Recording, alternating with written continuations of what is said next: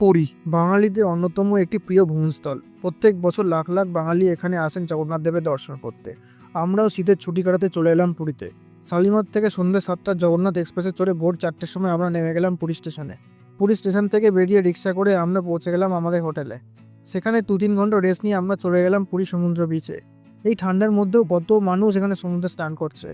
বছরে যে কোনো সময় পুরীতে এরকমই ভিড় হয়ে থাকে। তারপর একটি চেয়ার ভাড়া নিয়ে সেখানে বসে একটু সমুদ্র উপভোগ করলাম। তার সাথে ট্রাই করলাম পুরীর বিখ্যাত মিষ্টি মদনমোহন, তার সাথে নিলাম একটি রসগোল্লা। এই মিষ্টি বিক্রেতারা এই পুরীর সমুদ্রে ঘোরাঘুরি করে মিষ্টি বিক্রি করে। প্রত্যেকটি মিষ্টির দাম হয়ে থাকে 10 টাকা থেকে 15 টাকা। মদনমোহনের টেস্ট খুবই ভালো ছিল, মানে জাস্ট অসাধারণ। কিন্তু রসগোল্লা খেয়ে যা বুঝলাম, আমাদের কলকাতার রসগোল্লা অনেক অনেক অনেক বেটার। তারপর এখানে কিছুক্ষণ বসার পর আমরা লাঞ্চ সেরে আবার ফিরে গেলাম হোটেল। সন্ধেবেলা এসে দেখলাম পুরীর সমুদ্রে মেলা বসেছে। সেখানে কিছুক্ষণ থাকার পর আমরা তাড়াতাড়ি ডিনার সেরে চলে গেলাম হোটেলে, কারণ কালকে সকালে আমাদের যেতে হবে জগন্নাথ দেবের দর্শন করতে।